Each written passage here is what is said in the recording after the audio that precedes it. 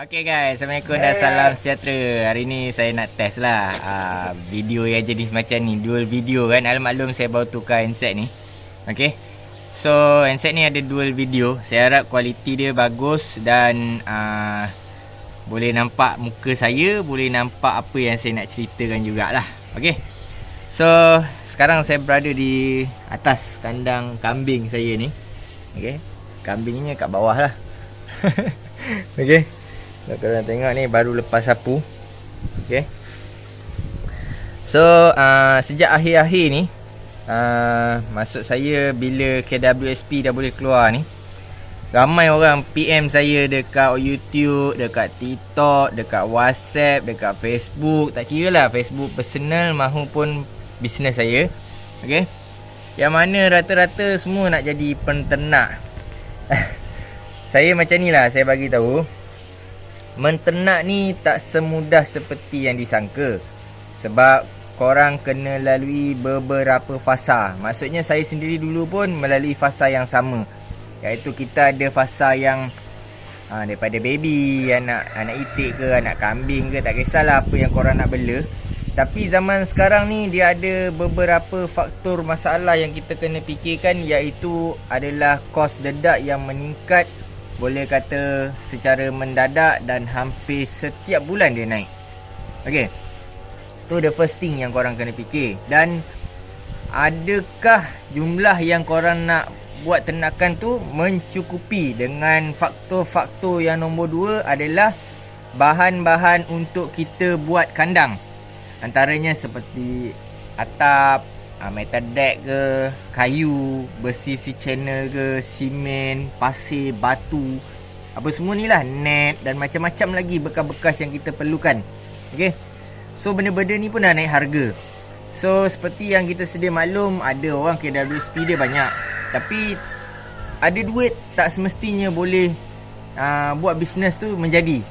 Okay, so korang kena faham, benda ni kena fokus betul-betul, kena minat, baru boleh jadi. Okay, kita tak boleh ikut orang. Awak tengok saya buat jadi, awak rasa aku ada duit 80,000, 90,000 mesti jadi punya lah. Pada saya benda ni tak boleh. Sebab apa? Benda ni kita kena lalui fasa dia. Ada fasa kita jatuh, ada fasa kita naik. Dan untuk dalam dunia peternakan ni, kita nak dapat profit tu makan masa yang agak lama. Sebabnya ianya tak macam meniaga nasi lemak, burger ataupun air-air balang semua ni lah, ataupun jual produk orang. Sebab apa? Kita modal hari ni, kita boleh dapat hari ni. Kalau bisnes-bisnes yang macam tu lah. Kalau tak laku, kita rugilah pada hari tersebut kan. Tapi dalam bisnes dunia peternakan ni, kita memerlukan masa untuk membesarkan dia. Sebagai contoh macam kambing ni lah, saya beli bulan 8. Mana lagi seekor ni? Kat bawah kot. Ada satu lagi warna hitam, mungkin bawah ni, kat bawah kandang.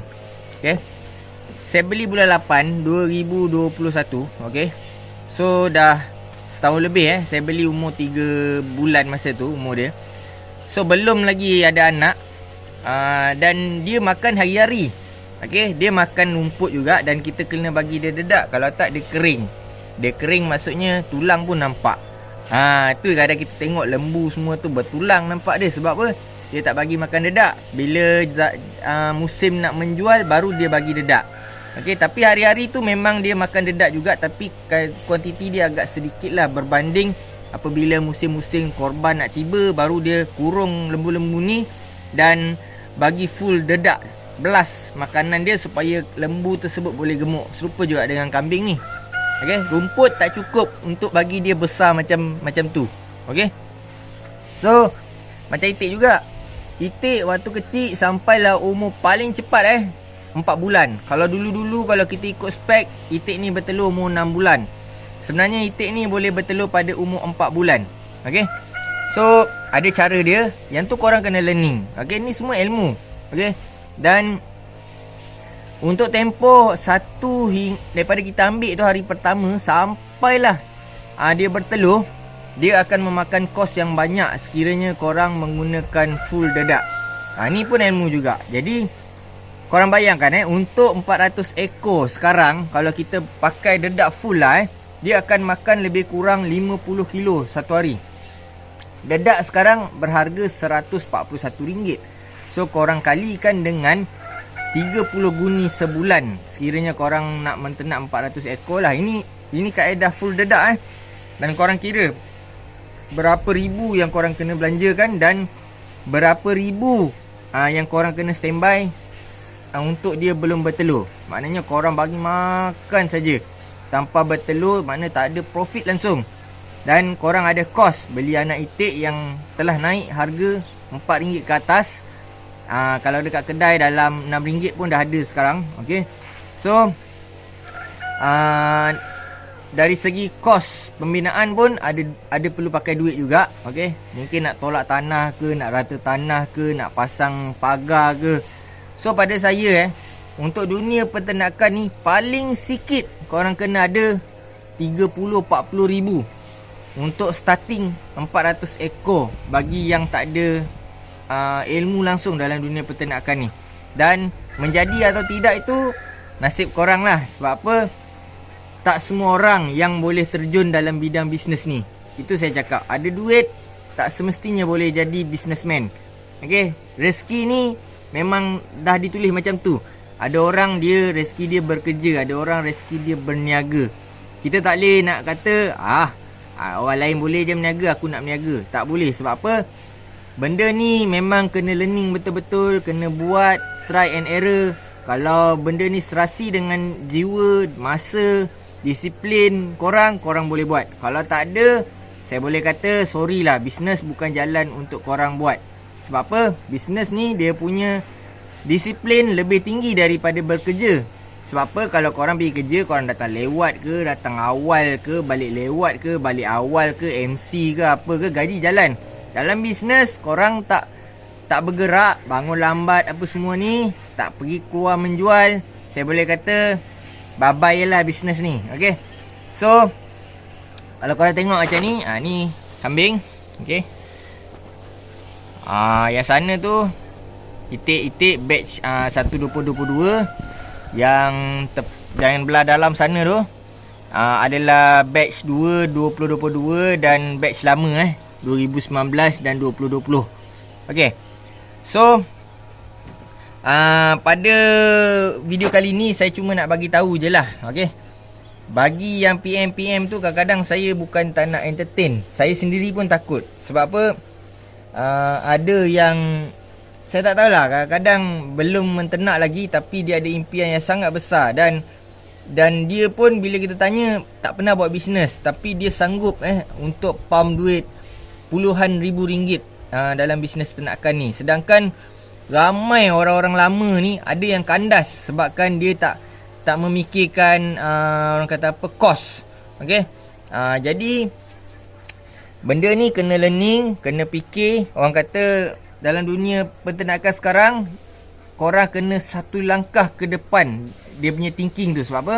Macam sekarang yang saya nampak, kalau kita nak menternak guna kaedah komersial, saya boleh kata dalam masa beberapa bulan lagi penternakan ni takkan mendatangkan keuntungan langsung.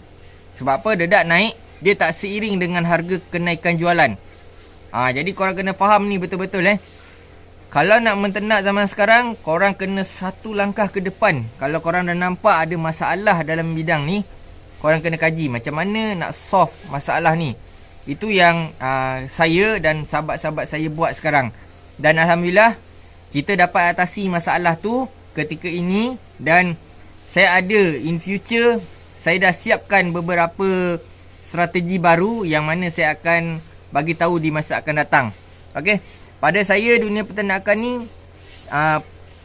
makanan secara komersial dah tak relevan dan ianya akan naik dan ianya bakal merugikan kepada semua peternak termasuk ayam, lembu, kambing, rusa, arnab, ikan, macam-macam binatang lah. Sebab kita selalu dengar pasal dedak ayam je, hakikat semua dedak naik seiring. Tapi siapa pun saya ucapkan semoga berjaya kepada yang lama dan semoga sama-sama lah kita memikirkan kaedah-kaedah untuk alternatif makanan ternakan ni. Tak kira lah dalam apa jua ternakan yang ada sekarang.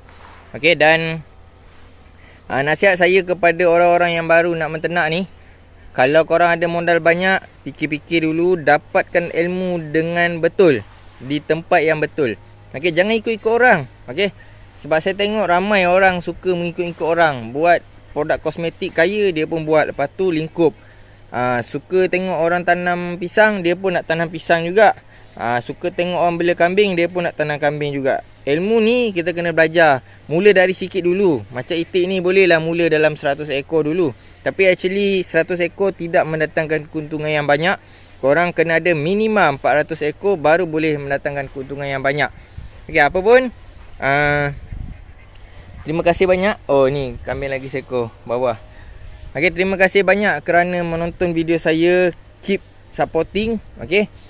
Ini adalah nasihat saya kepada yang ada nak PM saya.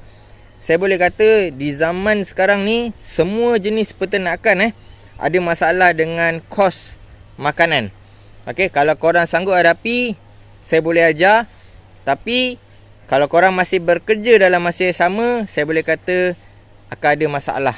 Okey, jangan harapkan orang untuk jaga ternakan kita. Dan jangan ingat ada duit, bisnes boleh jadi. Okey. So mula dari sikit, modal yang kecil, learning dulu. Jangan PM saya, bang, saya nak bela 1,000 ekor. Saya pun terkejut sebab 1,000 ekor ni korang kena ada lebih kurang 2 ke 3 guni dedak satu hari. Dan kalau komersial punya makanan lah dan korang kena habiskan lebih kurang 4 bulan ke atas untuk mendapatkan hasil. Tak masuk pembinaan kandang lagi. Dan korang akan habis puluhan ribu ringgit. Okay guys, untuk video kali ni sampai di sini saja. Terima kasih banyak support saya selama ni. Dan semoga bagi yang nak menternak, follow rapat-rapat. Okay. Okay, ni itik-itik saya yang batch baru belum bertelur. Kalau korang beli banyak ni, 400 ekor satu hari, RM141 makan dia. Kalau korang guna dedak komersial. Okay, so korang fikir-fikirkan dedak komersial memang takkan ada untung langsung. Tak lama lagi. Sekarang masih ada tapi tak lama lagi. Okay, bulan 5 dijangka naik, bulan 6 dijangka naik. Dan dedak komersial ni saya boleh kata dah tak relevan untuk digunakan lagi.